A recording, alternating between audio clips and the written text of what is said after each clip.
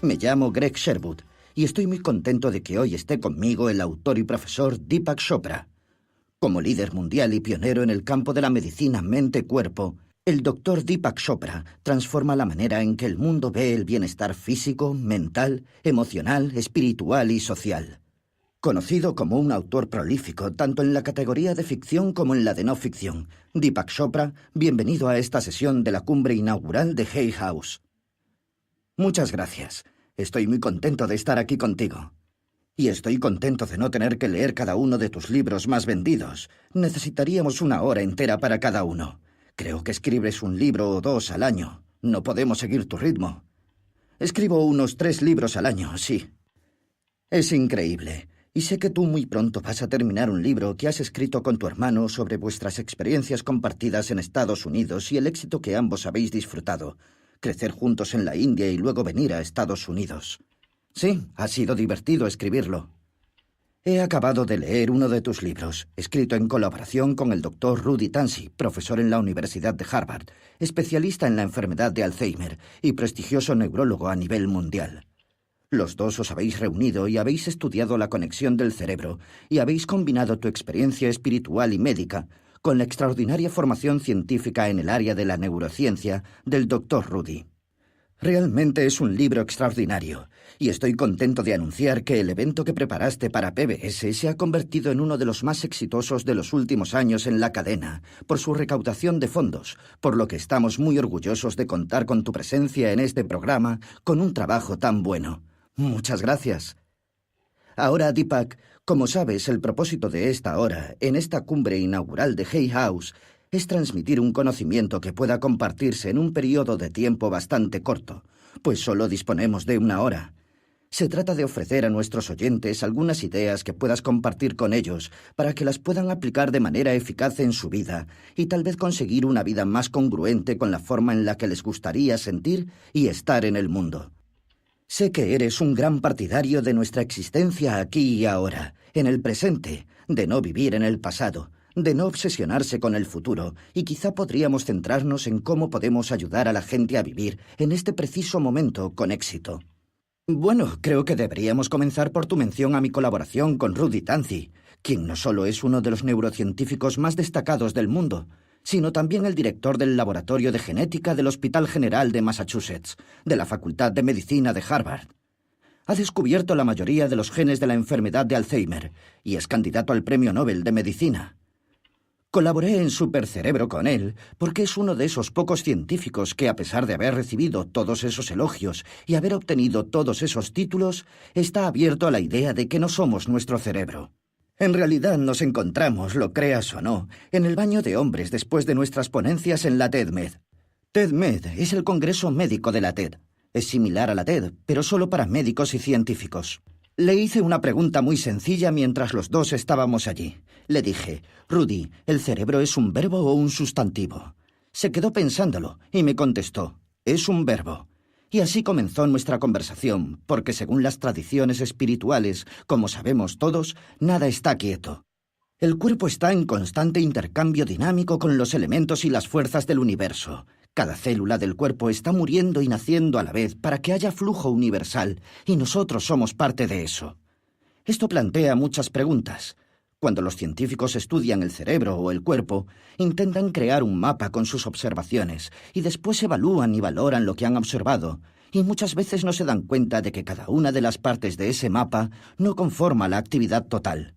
Es como hacer una fotografía y decir después, «¿Eres tú?», pero obviamente tú no eres la fotografía. Hasta hace poco tiempo, la ciencia se basaba en lo que se llama reduccionismo, y así es como se examina el cerebro. Si el cerebro es una actividad, ¿qué influye en esa actividad? La respuesta es usted. Usted no es su cerebro, y en ese punto retomamos nuestra conversación cuando comenzamos a escribir el libro. Si el cerebro es una actividad, no es un sustantivo, es un verbo. Pero ¿quién está orquestando esta actividad? Parece que es usted. ¿Cómo lo hace? Pues bien, por su forma de pensar, por lo que siente, por la forma en que se imagina, por la forma de tomar decisiones, por su forma de hablar, por la forma de comportarse, por sus relaciones personales, sus interacciones sociales, el medio ambiente. Todo ello es parte de la actividad. Usted debe tener lo que llamamos actividad cerebral como consecuencia de todos los elementos que he mencionado. La cognición, los sentimientos, los estados de ánimo, las emociones, los pensamientos, las relaciones, las interacciones sociales, el medio ambiente y nuestra biología son una actividad integrada. Usted dice, está bien, pero ¿dónde está el yo que está orquestando esta actividad? Usted dice, está bien, pero ¿dónde está el yo que está orquestando esta actividad? Eso nos lleva directamente a una parte de nuestra conversación. ¿Cuál es su verdadera identidad? Si usted cree que su verdadera identidad es el cuerpo, bueno, pues el cuerpo solo es la tierra, el agua y el aire reciclados, y no es lo mismo que el año pasado.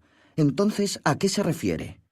Si usted dice, yo soy mi mente, entonces la mayoría de los pensamientos que tenemos, incluyendo la mayor parte de esta conversación, va a ser información reciclada. La mente solo es un proceso a través del cual reciclamos energía e información entre nosotros. Las redes sociales también forman parte de nuestra mente extendida. Y esta conversación es nuestra mente extendida. Es el reciclado a través de muchos cerebros y sistemas nerviosos, también mientras nos escuchan nuestros oyentes. Entonces, ¿a quién pertenece? ¿Mi mente realmente me pertenece o es un proceso incorporado y racional que se recicla a través de un ecosistema que es la trama de la vida? Ya ves, entras en un sinfín de enigmas y acertijos cuando te preguntas algo tan sencillo como ¿quién soy yo? ¿Qué es mi cerebro? Todo esto se reduce a una pregunta. ¿Quién soy yo? Y creo que todos podemos decir con certeza, yo existo. De lo único que podemos estar totalmente seguros al 100% es esto. Y si digo yo existo, la siguiente pregunta sería, ¿quién es el yo en la frase yo existo? ¿Cuál es ese sentimiento llamado yo? Usted tiene ese sentimiento. Yo tengo ese sentimiento. Cada uno que está escuchando esta conversación tiene este sentimiento. Yo. Es el sentimiento más importante que tenemos, porque todo lo que hacemos es a causa de este yo. Yo quiero amar. Yo quiero tener compasión. Yo quiero estar sano, lo que sea. Yo quiero tener éxito. En primer lugar, ¿qué es el yo y dónde está el yo? La ciencia se enfrenta a un gran dilema con este tema también, porque no hay un yo que se pueda ubicar en el cerebro o en el cuerpo. No hay un lugar que diga, este soy yo, ¿de acuerdo? Para la ciencia y la neurociencia esto es un problema difícil. No se puede encontrar en su propio cuerpo. Mientras todo el movimiento de la nueva era está fascinado con las llamadas experiencias extracorporales, en realidad no existe una explicación científica para una experiencia intracorporal. Cuando no existe una explicación para algo, entonces hay un principio en la ciencia que se llama la navaja de Occam, que dice que, en igualdad de condiciones, la explicación más sencilla suele ser la más correcta. Y la explicación más sencilla que podemos ofrecer, o que alguien puede ofrecer por el hecho de que no se puede encontrar en su cuerpo, es que no está en él. Es una alucinación que compartimos todos, pues estoy en algún lugar de mi cuerpo. Las tradiciones de sabiduría del mundo nos dicen que es al revés. Su cuerpo está en usted, su mente está en usted. En realidad, todo el universo está en usted. En la Bhagavad Gita, el señor Krishna le dice algo hermoso a Arjuna. Curvando dentro de mí, puedo crear una y otra vez.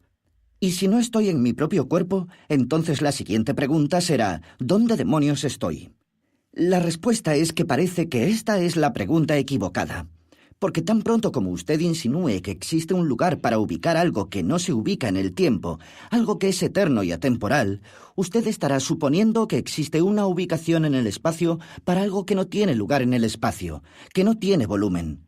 Es su espíritu, su conciencia, en términos modernos, no es local. No tiene lugar en el espacio ni en el tiempo.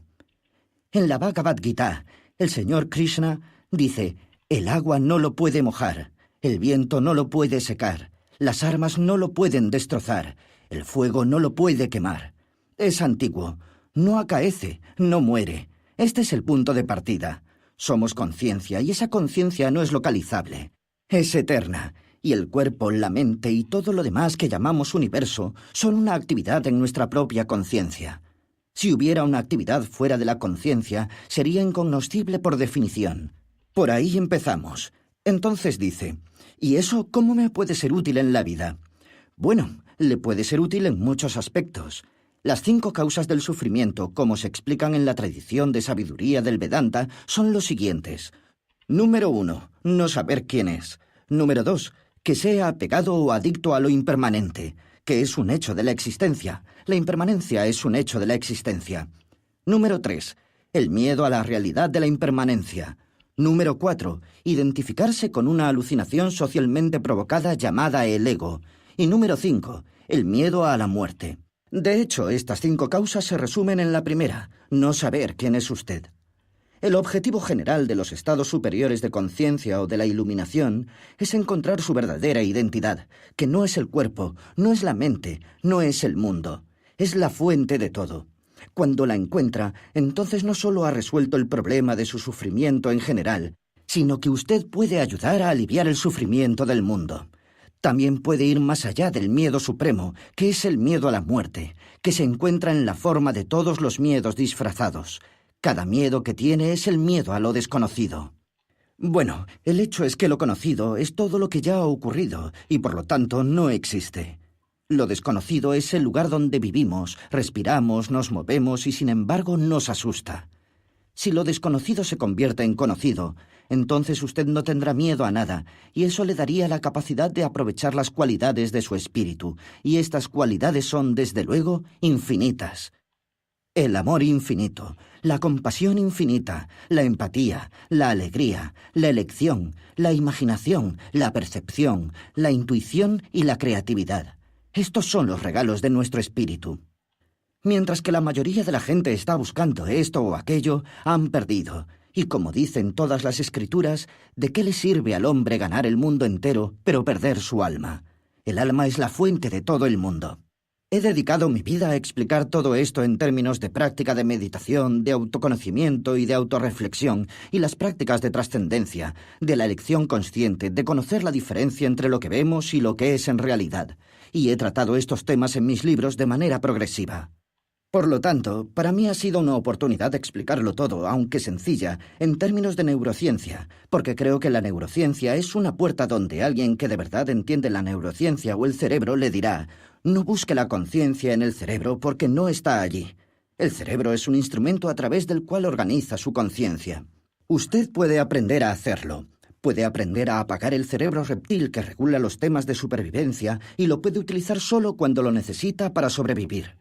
Puede aprender cómo ampliar las capacidades del cerebro límbico, que son el bienestar emocional, estar conectado al mundo a través de lo que yo llamo emociones divinas, de amor, alegría, compasión y ecuanimidad.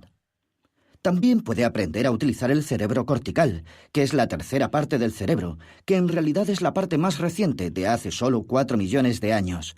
Las demás partes tienen cientos de millones de años de antigüedad, por lo tanto son más primitivas. Puede aprender a aprovechar las capacidades o el instrumento que llamamos cerebro cortical y puede experimentar una mayor conciencia, que es la conciencia de la conciencia, que básicamente está respondiendo a preguntas como ¿quién soy yo? ¿Cuál es el significado y el propósito de la vida? ¿Cuál es el significado de la muerte? ¿Tengo alma? ¿Dios existe? ¿Cómo puedo encontrar la fuente de la imaginación o de la intuición o de la creatividad o el sentido de lo divino? Pues eso es lo que implica el viaje de la conciencia. Bueno, es una manera fascinante de armar un majestuoso tema filosófico y práctico, y vuelvo a la pregunta fundamental: ¿quién soy yo? Respecto a todo esto, has dicho que estamos mirando y escuchando esa conversación desde el punto de vista de nuestro yo, de nuestro ego. Sin embargo, sostienes o sugieres que la realidad es lo que llamamos yo, y que la cosa a la cual nos referimos como nuestro ego, con sus emociones y su ira, su frustración y su ambición, no es lo que somos. Así es, incluso la física reconoce hoy día que todos los límites son notacionales, y notacionales significa que hay formas de medir algo. Si estoy midiendo una molécula, o te estoy diciendo que nos vamos a encontrar en la esquina de la calle 56 con Broadway, estas son anotaciones. Y lo que hacen las notaciones es crear límites y mapas mediante los cuales la vida se vuelve conveniente. Si no te hubiera dicho que nos encontraríamos en la esquina de Broadway con la calle 56 en Nueva York, a lo mejor nunca nos hubiéramos encontrado físicamente. Así pues, las notaciones son útiles. Con todo, lo que se nos olvida a veces es que en los niveles más fundamentales no hay límites en el reino físico. Vamos más allá del reino cuántico y no hay límites. Incluso una partícula subatómica se convierte en una onda de potencia, y eso que en los niveles más fundamentales no existen fronteras entre la piel y el universo, entre usted y lo que llamamos la mente, entre usted y lo que llamamos el cuerpo, o entre usted y lo que llamamos el universo. Y si no hay fronteras, punto. Su verdadero ser, que es el yo, tampoco tiene límites. Es infinito, es eterno, no es local. No tiene existencia en el espacio-tiempo. Esto es, desde luego, la experiencia a la cual todo el mundo se refiere como la experiencia de la unidad de conciencia o iluminación. Sin embargo, hay que seguir varios pasos para llegar a ello. Comience con pasos pequeños. Deshaga el paso entre usted y yo mientras nos percibimos, y esto se logra a través de las actitudes de cultivo, actitudes como el amor, la compasión, la alegría, la empatía o la ecuanimidad. ¿Por qué llamamos divinas a estas actitudes? Porque nos conectan a usted y a mí, y por lo menos comience a romper algunos límites conceptuales y perceptuales. Este es el camino del amor. Está bien. El segundo camino es el camino de la meditación. Hay varios tipos de meditaciones, por cierto. La primera se llama el yoga del amor. El yoga simplemente significa la búsqueda de su fuente, ponerse en contacto con su fuente. Así pues, la primera se llama el yoga del amor. La segunda se llama el yoga de la calma o meditación, pero también se llama el Raja Yoga, porque es el yoga real traducido. Esto pasa al aprender a aquietar la mente e ir más allá de su diálogo interno o de su proceso de pensamiento, y cuando lo hace, se da cuenta de que se cree que es el culpable, que el pensamiento está creando el límite. Y hay muchas técnicas de trascendencia, como lo llamamos, o de Raja Yoga o de meditación profunda que le permiten ir más allá del proceso de pensamiento o al espacio entre sus pensamientos.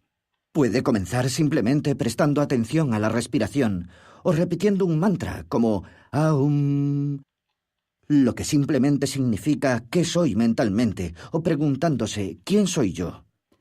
Déjelo ir al silencio, siendo consciente de las sensaciones en su cuerpo o prestando atención secuencial a los 5 sentidos: el oído, el tacto, la vista, el gusto y el olfato, u observando su espacio mental o siendo consciente de la red de relaciones a la que pertenece, como su familia, sus amigos, sus interacciones sociales, sus compañeros de trabajo, la ciudad donde vive, el ecosistema, la Tierra, los sistemas planetarios, el sistema solar, todo el camino a través de la galaxia de la Vía Láctea, Andrómeda y todo el camino hasta el horizonte cósmico, 47 brillantes años luz de distancia. Todo tiene que ser exactamente como debe ser para usted y el yo, para tener esta conversación. Hay muchas maneras y esa es la primera. He dicho que esas son diferentes formas de meditación. Por eso necesito 2 horas para llegar hasta mi meditación todas las mañanas. La tercera manera es comprender de verdad cómo funcionan las cosas. Es el yoga del conocimiento. El yoga del conocimiento simplemente dice, ¿por qué no trata de averiguarlo? Hay gran cantidad de conocimiento estos días sobre el comportamiento de la naturaleza, sobre el hecho de que la naturaleza es una actividad, que no hay nada ahí que exista por sí. De hecho, no existen las partes. Lo que llamamos parte es un patrón de comportamiento del conjunto. En nuestro centro enseñamos lo que se llama biología de sistemas. No nos fijamos en el cuerpo como parte, sino que nos fijamos en la llamada parte en términos del comportamiento del conjunto. Y luego esto influye en la forma en que comemos, en cómo respiramos, cómo pensamos, cómo sentimos, en todo. Todo nuestro modo de estar en este mundo cambia a lo que se llama vida consciente. Una vida consciente significa tener la conciencia y la responsabilidad de elegir su experiencia de vida en este preciso momento, porque el eterno ahora es todo lo que tiene. Lo voy a repetir. Vivir conscientemente es simplemente la capacidad de elegir qué y cómo experimentar la vida en este preciso momento, porque el eterno ahora es todo lo que tiene. El resto es imaginación, no existe. Así pues, no estamos hablando de una cosa esotérica o complicada. Existen maneras de cultivar esta vida consciente que he explorado con ustedes durante los últimos minutos, y existen maneras de obtener este conocimiento a través de la física, a través de la química, a través de la biología de sistemas, a través de la nueva astronomía que nos dice que, ya sabe, solo el 0,01% del universo visible es átomos o materia atómica que refleja la luz o absorbe luz o emite luz. El 70% del universo es energía oscura. No hay manera de saber qué es en estos momentos. El 20%, el 25% es materia oscura. Y la única razón por la que la llamamos materia es porque dobla el espacio-tiempo en la forma en que la materia normal hace, pero no refleja ni emite luz. No tenemos ni idea de qué es. Puede ser incognoscible porque podemos interactuar solo con la materia atómica, los elementos de la tabla periódica. En resumen, el universo entero, si se trata de estrellas, galaxias y de todos estos sistemas galácticos con miles de millones de estrellas, y ahora dicen que son billones de planetas, en realidad es el 0,01% del universo. El resto es polvo interestelar y lo incognoscible. Cuando se da cuenta de eso, básicamente te quedas impresionado de repente por el asombro, por la maravilla, la humildad y la entrega. Y este también es el camino del conocimiento, el conocimiento de que en efecto lo lleva más allá de su ego. Y por último, existe lo que se llama karma yoga, que es el camino a la acción, en la cual usted hace lo que hay que hacer y entrega los resultados a lo desconocido, al alinear sus intenciones con el universo en evolución. Pues la gente pasa su vida haciendo esto, y lo que importa es el viaje, porque es un viaje muy agradable, mientras rompe sus límites perceptuales y conceptuales que todos hemos creado a través de la mente condicionada. Y la mente condicionada es la fuente de todo el sufrimiento del mundo. Bueno, es muy interesante. Volviendo a la última parte, el karma yoga. Creo que la mayoría de nosotros vivimos en un mundo en el que podíamos escuchar lo que acabas de exponer de manera tan elegante, que es un camino y una comprensión de nuestro lugar en el mundo, y un camino que nos hace pasar más tiempo en él. Es muy emocionante e inspirador oír eso, y a pesar de ello, muchos de nosotros sentimos que, sea luchando con nuestra mente subconsciente, sea con nuestro sentido de obligación, con esto o con lo otro, o los remordimientos y los sentimientos de venganza que tenemos de encuentros pasados con la gente, o tal vez una infancia desafortunada, nos dejamos manipular por la ambición de ser lo que no somos en este momento. ¿Hay alguna manera de deshacer ese nudo gordiano del ego y el sentido de estar atrapado, cosa que mencionaste y suena como un espacio tan relajado, generoso y cariñoso? Muchos de nosotros a lo mejor hemos tenido momentos en que hemos entrevisto este espacio, pero pasamos la mayor parte de nuestros días en un espacio completamente diferente. ¿Cómo puedo salir de esa puerta? En primer lugar, dese cuenta de que esa es la causa de todo sufrimiento, y hablamos de sufrimiento personal, pero es también la causa de todo el sufrimiento del mundo. La guerra, el terrorismo, la destrucción del ecosistema, la extinción de otras formas de vida, poniendo en riesgo nuestra propia extinción con la guerra atómica, o la guerra de la información hoy día, o la guerra biológica, todo lo que nosotros llamamos injusticia social, la pobreza, la injusticia económica, todos los problemas a los cuales nos enfrentamos en el mundo son la mente separada, acondicionada, que va evolucionando de manera colectiva. Primero hay que ser conscientes de eso. Tú eres la causa de tu sufrimiento y estás contribuyendo al sufrimiento del mundo.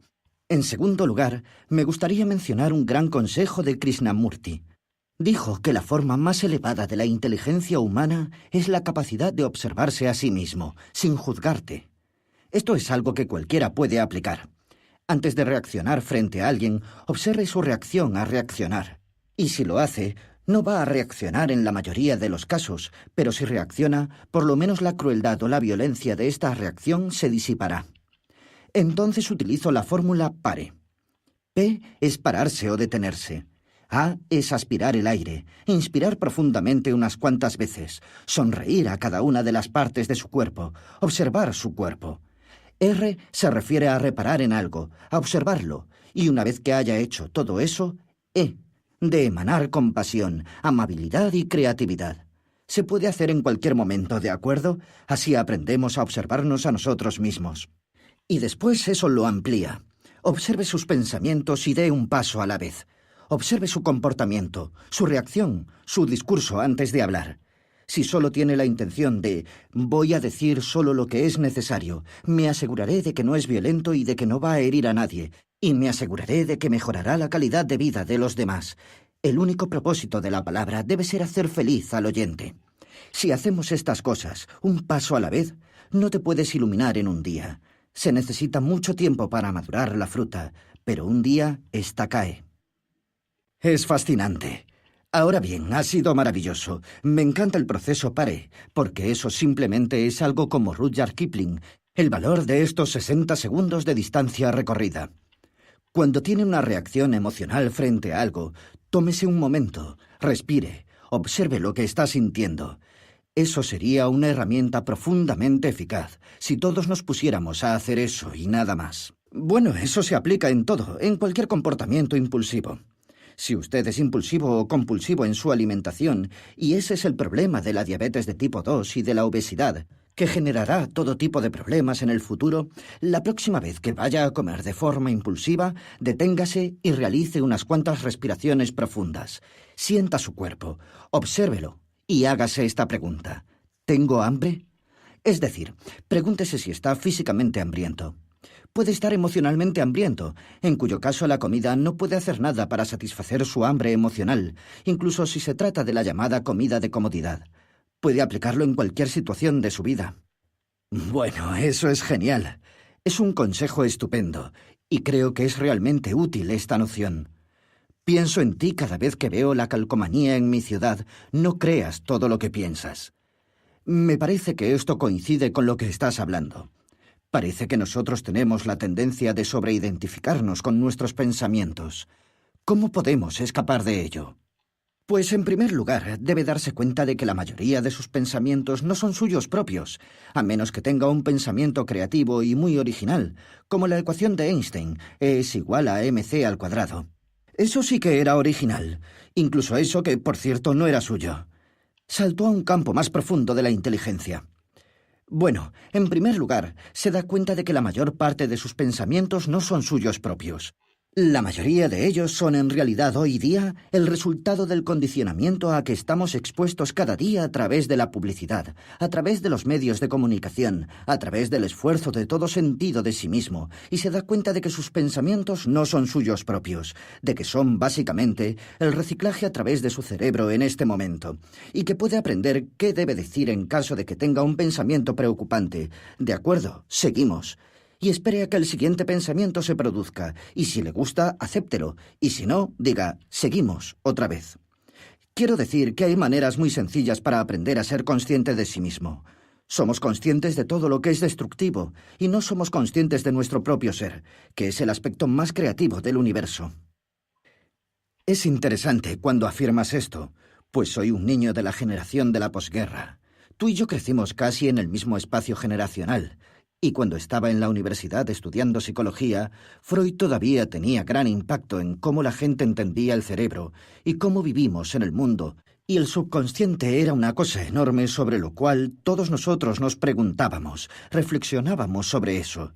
¿Qué fuerzas inconscientes están impulsando nuestras actividades, haciéndonos pensar lo que pensamos, llevándonos a hacer lo que hacemos? ¿Qué fuerzas nos impiden tener el éxito o la felicidad que de otra manera podríamos tener? Dadas las mejoras radicales en nuestra comprensión del cerebro y de nuestro lugar en el mundo que se han producido durante las últimas 3 o 4 décadas, ¿dónde ves el subconsciente en tus enseñanzas estos días? Bueno, una vez más, recuerda que estas son palabras que hemos inventado los seres humanos, y me gustaría decir que el subconsciente es el condicionamiento colectivo. Su mente consciente es aquello de lo que usted es consciente de este momento en términos de su experiencia sensorial, y de lo que es consciente de este momento en términos de sus pensamientos, sentimientos, emociones, imaginación, etc.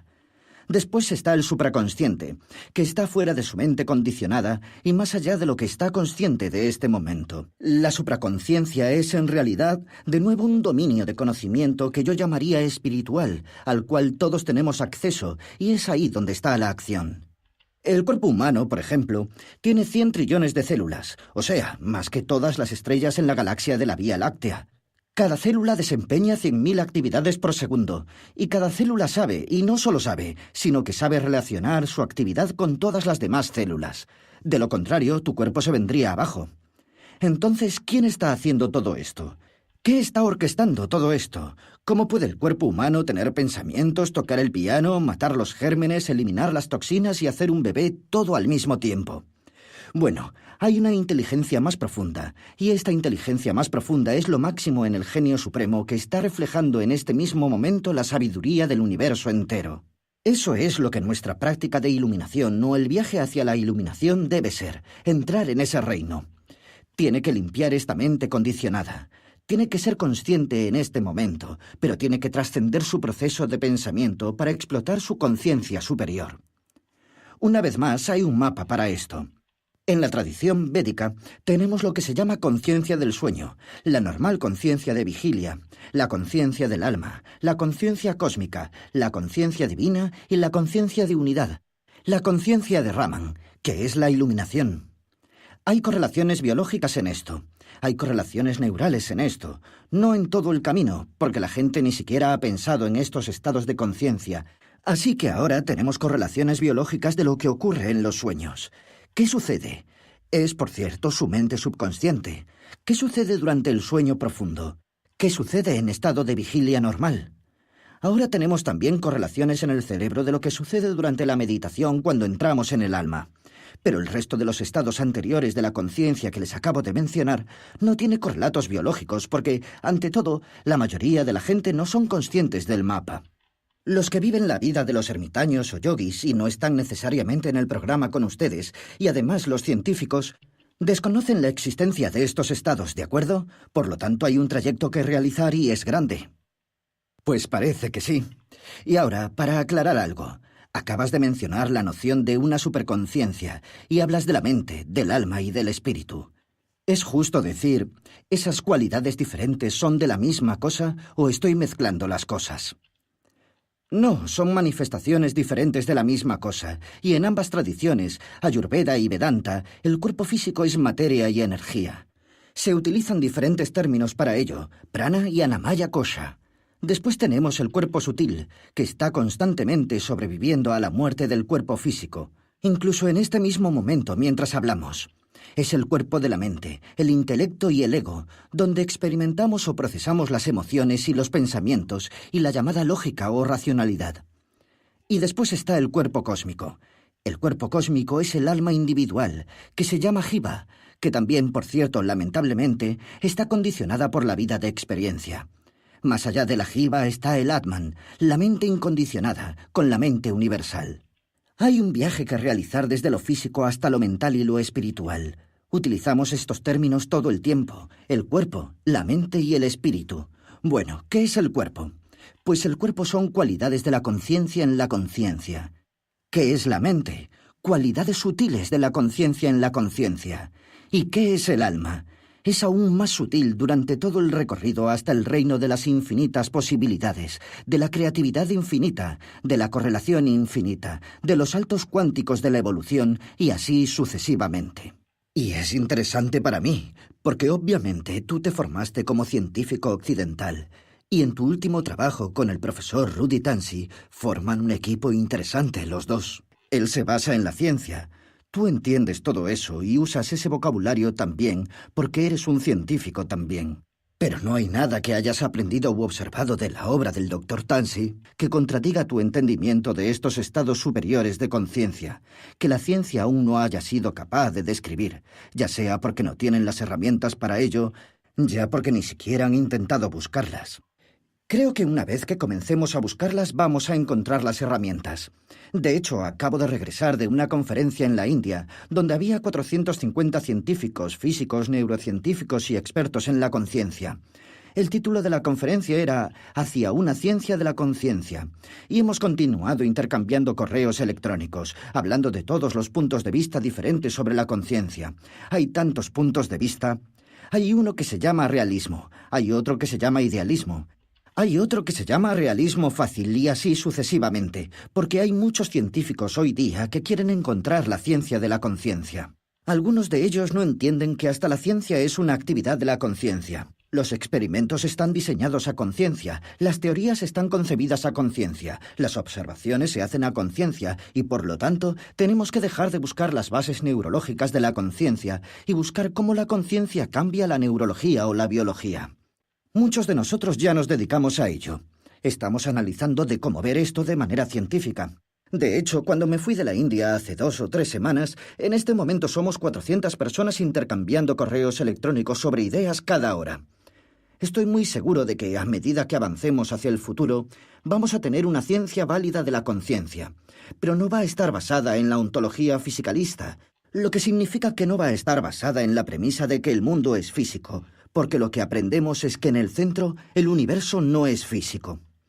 Incluso la tecnología que estamos usando en este momento para hablar se basa en la premisa de que la naturaleza esencial del mundo material no es material, que la naturaleza esencial del mundo físico no es física, que la materia esencial del universo no es materia. Y lo estamos logrando. Va a suceder mucho más rápido de lo que pensamos. Es emocionante, pero me parece increíble porque me recuerdas a algo que mencionaste antes, que la mente no se ubica.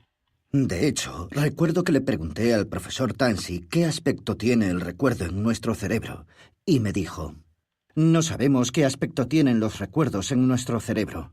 Con algo tan tangible, aparentemente físico y tan tangible como es nuestra mente, y un determinado recuerdo, en realidad son cosas que ni siquiera la ciencia occidental, la ciencia física, ha sido capaz de lidiar. Y tú sugieres... Sí, no conocemos las bases celulares de la memoria, no conocemos las bases celulares del pensamiento, de todo lo que llamamos experiencia. Te pido que veas, que imagines el color rojo en este momento. No existe el color rojo en tu cerebro, ¿de acuerdo? Si yo me imagino, si te pido que te imagines la cara de tu madre o la casa donde vives, tú tienes una experiencia que se llama qualia, pero no hay ninguna imagen, ni sonido, ni sabor, ni olor en tu cerebro. Todo lo que hay es la neuroquímica, y sabemos que hay una relación entre esas cosas, pero no sabemos cuál es. No nos tendríamos que preguntar cómo estos neuroquímicos crean esas experiencias, sino cómo usted y su espíritu se manifiestan como el comportamiento neuroquímico. Eso es. Para mí, el hecho de saber estos dos datos que acabas de mencionar significa que es un juego nuevo. Es difícil creerlo. Y sé que tomabas en cuenta las observaciones de los científicos occidentales a lo largo de los años. Aunque parece que la gente se está replanteando tu punto de vista y con entusiasmo, al menos con el paso del tiempo. Sí, la única persona que tomaba en cuenta estas observaciones era mi ego. Ya no me importan estas observaciones. Sí, pero lo cierto es que parece que el mundo se mueve hacia una dirección que realmente celebra lo que has estado diciendo durante las últimas 3 o 4 décadas. Y felizmente, el mundo comienza a hacer las mismas preguntas de la misma manera que sugieres cómo hay que hacerlas, si queremos encontrar la respuesta. Sí, creo que es muy divertido. Bueno, espero que te estés divirtiendo. Parece que siempre lo pasas bien. Sí, es cierto. Y eso nos lleva a otro punto.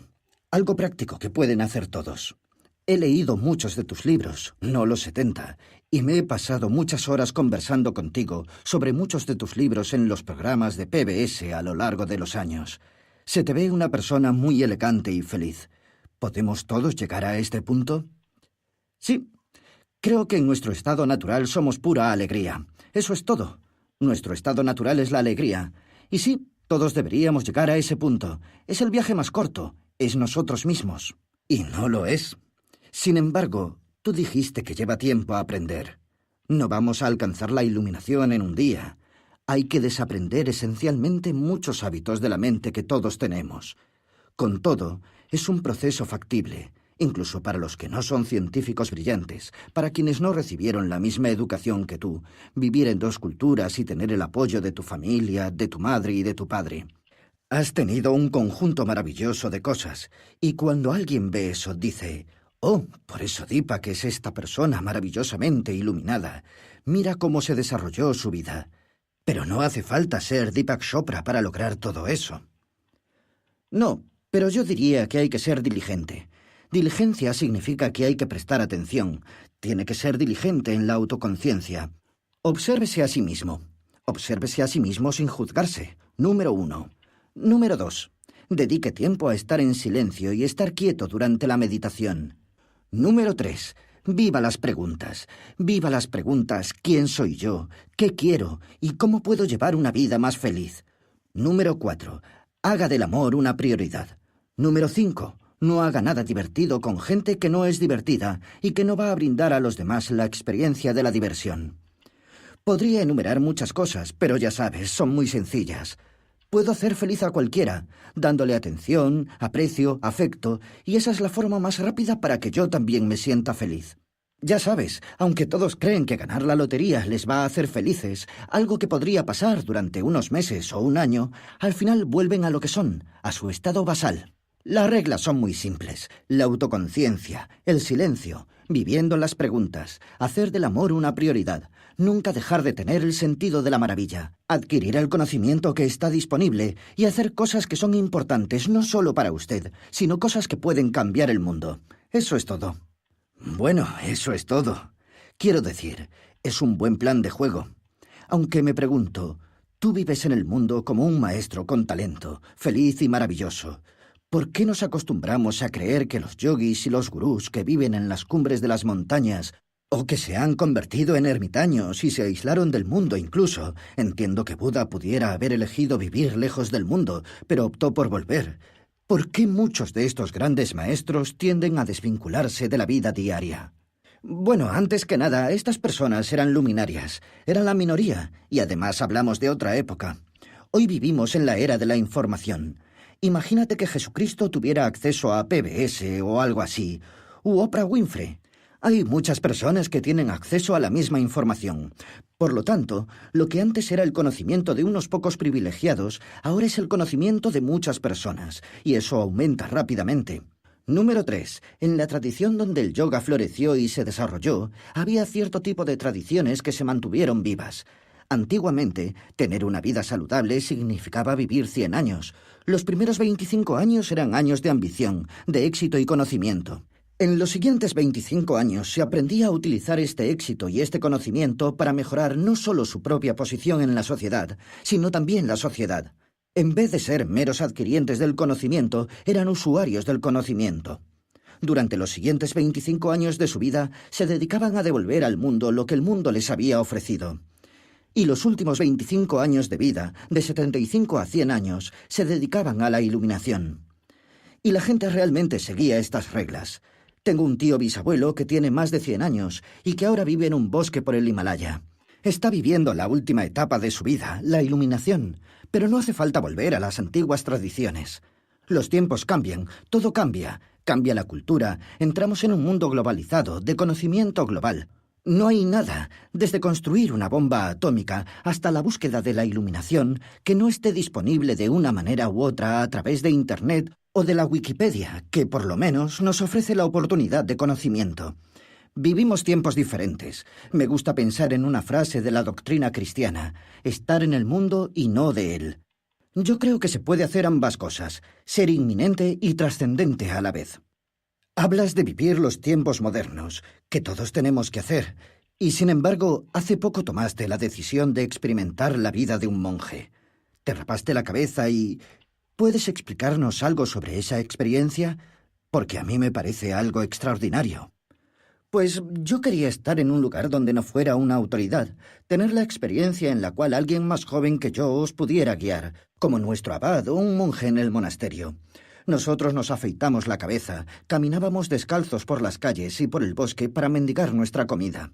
No se llamaba mendigar, se llamaba ronda de limosnas. Compartíamos nuestra única comida al día. Meditábamos para la impermanencia y de hecho incluso sobre nuestra muerte. Como resultado de esta experiencia, el momento actual adquiere una cualidad de valor inapreciable que no había experimentado antes. Como dijo un monje antes de irme, mi abad, dijo: el momento más importante de tu vida es ahora. La persona más importante de tu vida es con el que estás ahora. El trabajo más importante de tu vida es el que estás haciendo ahora. Y si te acuerdas de eso, esa es la vida que quieres vivir, porque el ahora nunca termina. Por supuesto que sabía eso, pero era agradable oírlo de una forma refrescante y experimentarlo de una forma refrescante. Cuando sabes el verdadero valor de la vida, entonces no vas gastándolo por el mundo. ¿Dónde llevaste a cabo todo eso, Deepak? En un monasterio en el norte de Tailandia, en un monasterio en el bosque en el norte de Tailandia, en una región llamada Rang Khai. Muchos han oído hablar de Chiang Mai. Este lugar es Rang Mai. Lo siento, este es el nombre de la ciudad más cercana. Estupendo. Eso suena tan fascinante que, aun con toda tu experiencia y todo el pensamiento y la sabiduría que ha pasado por tu vida y la diligencia que has aplicado en convertirte en lo que eres, has encontrado esta experiencia aún más esclarecedora y realmente humilde. Bueno, Greg, esto lo hago cada 3 o 4 meses. Me tomo una semana de silencio y lo volveré a hacer en mayo, esta vez en Asilomar. Y hay mucha gente que viene conmigo y hacemos exactamente lo que hicimos en el monasterio, excepto ir mendigando en busca de comida. Es lo mismo. Lo he hecho durante años y años, y después dedicamos 2 horas por la noche al diálogo y la discusión. Es un proceso que he seguido toda mi vida. Esto era un poco más exótico y más intenso, y lo quería hacer desde hacía mucho tiempo. Pues suena fascinante, y me encantó ver unas fotos tuyas por internet con la bata y la cabeza rapada. Fue extraordinario verte así, aunque me pregunto, para aquellos de nosotros, haz el proceso de mendigar más fácil porque nadie sabe quién eres. Algunos de nosotros podemos pensar, bueno, no puedo hacer algo así. No voy a entrar en el camino en que Deepak Chopra entró porque tengo una familia, un trabajo y una hipoteca. No voy a ir a Tailandia o no voy a ir a Asilomar 2 semanas y sentarme en silencio con Deepak porque no tengo ni el tiempo ni el dinero. Pero estos pasos sencillos que has sugerido a lo largo de esta hora son formas vitales valiosas para avanzar en esa dirección. Sí, son muy valiosos, y lo único que necesitas es diligencia. Como dijo Buda en su enseñanza, perspectiva correcta, calidad de atención correcta. Y correcta significa justa o evolutiva, pero una de las cosas en que hizo hincapié en su camino óctuple fue la diligencia de practicar. Eso no significa que necesita más tiempo, es solo cuestión de cambiar sus prioridades. Dan Siegel es un neuropsiquiatra de la UCLA. Ha creado un pastel muy interesante, como una pizza. Divide el tiempo en 8 porciones. Tiempo para dormir, tiempo para hacer ejercicio, tiempo para meditar, tiempo para divertirse, tiempo para relaciones, tiempo para centrarse en el trabajo y también... ¿Qué más me falta? Dije lo de dormir. Puedes observar los 8 pedazos de la pizza. Sin embargo, me imagino que son todos iguales, ¿no? No son iguales porque se necesitan de 6 a 8 horas de sueño, pero puede pasarse 15 minutos meditando cada día y 15 o 20 minutos de su tiempo en su relación, cultivando relaciones significativas, y luego, cuando está en su trabajo, puede concentrarse en lo que hace. También se da cuenta de que a pesar de que la mente subconsciente o el cerebro inferior pueden hacer muchas cosas al mismo tiempo, la mente consciente no puede realizar múltiples tareas. No se puede, y a eso lo llamamos mito. Así que haga una cosa a la vez y hágalo con excelencia. Y ese es el concepto de la diligencia. Suena fascinante. Y probablemente es un buen consejo para todos nosotros, por lo menos en el mundo occidental, donde todos creemos de verdad en este mito de lo que podemos y de lo que tenemos que hacer. Sí, está en el coche conduciendo y engullendo un bocadillo, hamburguesas y patatas fritas y ketchup. Está conduciendo al mismo tiempo. Está hablando por el móvil porque ahora no es necesario tenerlo en la mano y no logra terminar nada. Pierde el camino, cruza un semáforo. La persona con que está hablando se enfada porque usted en realidad no le está prestando atención y le da indigestión. ¿De qué sirve todo esto? El sentido es, en mi opinión, que todos creemos que tenemos que seguir el ritmo de los demás de alguna manera. Y tú estás aportando y has aportado, a lo largo de esta hora, un argumento bastante vívido y claro, señalándonos la dirección contraria. Y es interesante que digas que solo podemos hacer una cosa a la vez, porque, según tengo entendido, los científicos, los neurocientíficos, han estudiado este mismo fenómeno con los estudiantes de la Universidad de Stanford y del MIT, y de hecho no podemos realizar múltiples tareas. Conscientemente no. Pero el sistema nervioso autónomo está haciendo muchas cosas en este momento, como regular la tensión arterial o la frecuencia cardíaca. Este es el milagro de nuestra existencia. Existe una parte de nuestra mente que hace un número infinito, casi infinito de cosas al mismo tiempo, y no es nuestra mente consciente. Antes de despedirme de ti, Deepak, te voy a pedir que repitas esos 5 pasos, porque creo que es muy interesante, ya que dijiste que son sencillos. Si tú fueras el entrenador de mi vida y me fueras a dar un plan de juego simple, porque nunca vamos a tener la oportunidad de tener otra conversación como esta, que comenzó con juicio y silencio, ¿podrías repetir esos 5 o 6 pasos? Mientras nos despedimos de nuestros oyentes, quiero que este sea su regalo, porque creo que esta es la mejor lista que he escuchado. Bien, escuchen. Es posible que los haya olvidado, pero lo voy a hacer lo mejor que pueda. Ya que el número 1 es la forma más elevada de la inteligencia humana, es la capacidad de observarse a sí mismo sin juzgarse, practique la autoconciencia. También practique la conciencia plena. la conciencia de su cuerpo, la conciencia de las sensaciones en su cuerpo, los pensamientos en su mente, las imágenes que experimenta y sus emociones. Haga una cosa a la vez. Practique el silencio, la meditación mantra usando algo como la conciencia de la respiración o simplemente repita algo como Aum, lo que significa yo soy. Viva una vida de preguntas. No busque las respuestas, pero viva las preguntas, y la vida lo llevará a las respuestas si vive las preguntas cuando llegue el momento adecuado. Nunca olvide preguntarse, ¿quién soy yo? ¿Qué quiero? ¿Cuál es mi propósito? Cultive las relaciones y el amor en cada aspecto de su vida, y busque la excelencia aunque ignore el éxito. Si lo hace, la vida será mucho mejor. Me encantó lo que dijiste antes. Intenta pasar un buen rato. Sí, me hago 3 preguntas nada más. ¿Es divertido? ¿Las personas con las cuales estoy haciendo esto son divertidas? ¿Y va a mejorar la vida de los demás para que se diviertan más? Bueno, Deepak Chopra, para mí esto ha sido divertido y muy revelador. Y estoy seguro que para nuestros oyentes también. Gracias por tu tiempo y mucha suerte en todo lo que emprendas. Muchas gracias por la invitación, Greg. Gracias.